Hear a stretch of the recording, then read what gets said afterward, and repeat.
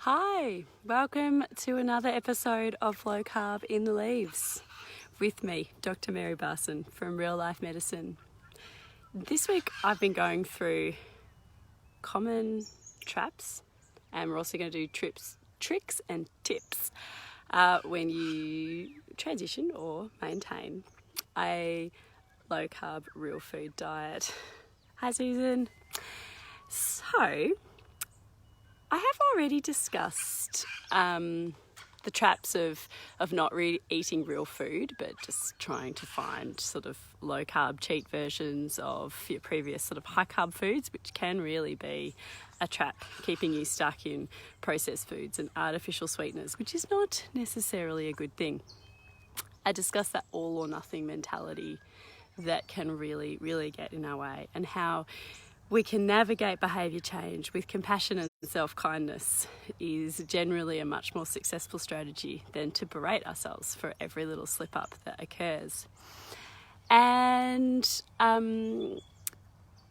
yesterday I discussed the idea that this common misconception that it's somehow really, really hard to prepare your own real food, when in actual fact it really, really doesn't have to be.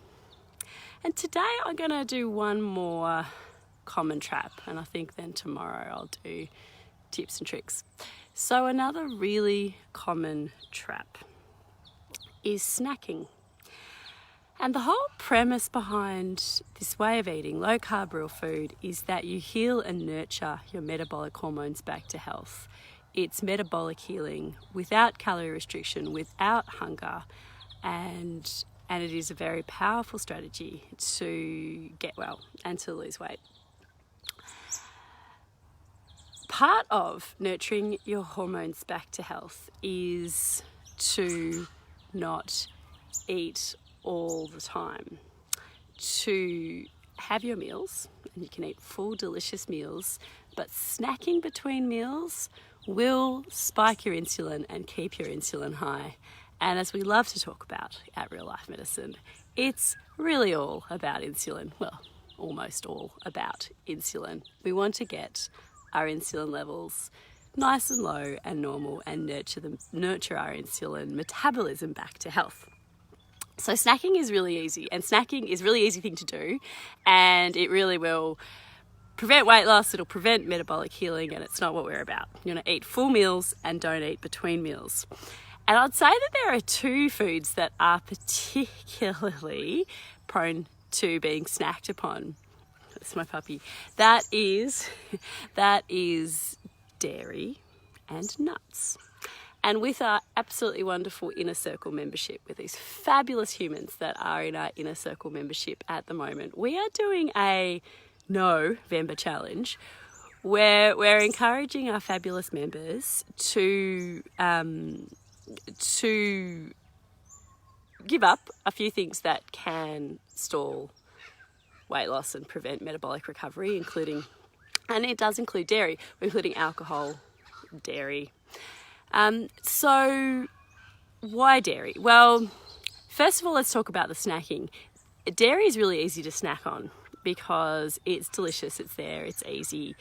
Cheese is a really easy thing. Drive-by eating, having cheese between meals, really easy to do. Yogurt too, really, really easy. Have a bowl of yogurt. And also cream. I would put cream in the snacking arena too. If you're having coffees with a significant amount of cream, like more than a tablespoon, then that kind of does constitute a snack. And I should say that we are not opposed to dairy foods as long as they're, unsweetened. I think dairy can be a good part of a healthy whole food diet if you can tolerate it.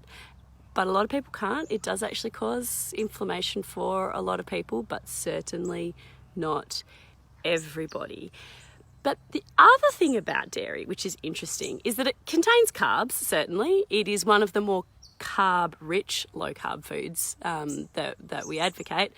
But also the protein in it is more, the word is insulinogenic.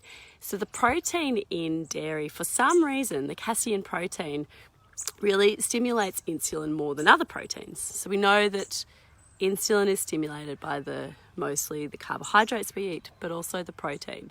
So there is something specific about dairy that really does stimulate insulin.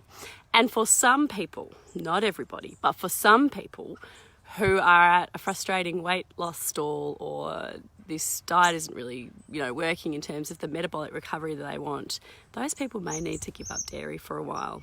And I think it is a good thing to try for lots of people. So dairy, easy to snack on, is really delicious and readily available, does indeed contain a moderate amount of carbohydrates, and also the protein is quite insulinogenic. So that is a whole lot of reasons to just be mindful of your dairy intake. And the other food that's really easy to snack on is nuts, especially if they're salted and delicious. You can see the puppy. And so being mindful of your nut intake is useful as well. And we think nuts are great food if you tolerate them, and most people do, but eat them with your meal. Have your macadamia nuts, your pecan nuts, your walnuts, whatever you're eating, with your full meal as part of your meal, and not a snack in between your meal. So that is a common trap, the snacking. And the other part would be not so much conscious snacking, but drive-by eating. When mindless drive-by eating, and people do this. They eat biscuits in the tea room at work, or they just drive by the fridge and just find themselves snacking on whatever it is, pieces of cheese, without realising it. And it is possible to be quite mindless in our eating. So one trick that I like to use, and I do this for myself, not all the time, but relatively consistently, is to keep a food diary. Just a nice, pretty diary that I like the look of, where I write down everything that I eat.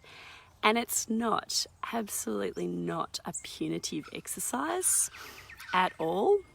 I don't then look at it at the end of the day and hate myself if I've done anything that was even slightly off plan. I actually use it I view it as self-love and self-nourishment, and that I use this diary to review how I have nourished my body with a really sort of positive light, and also just allows me to sort of look and see patterns.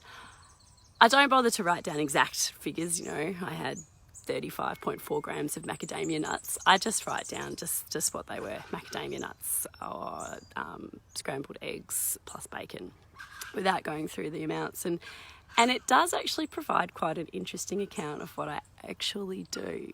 So that's a good tip too, is if you think you might be snacking and doing mindless drive-by eating, or you're not exactly sure at the end of the day what you have eaten, and that is entirely possible, keep a food diary, but do it with love and compassion, and see it as an act of nourishment.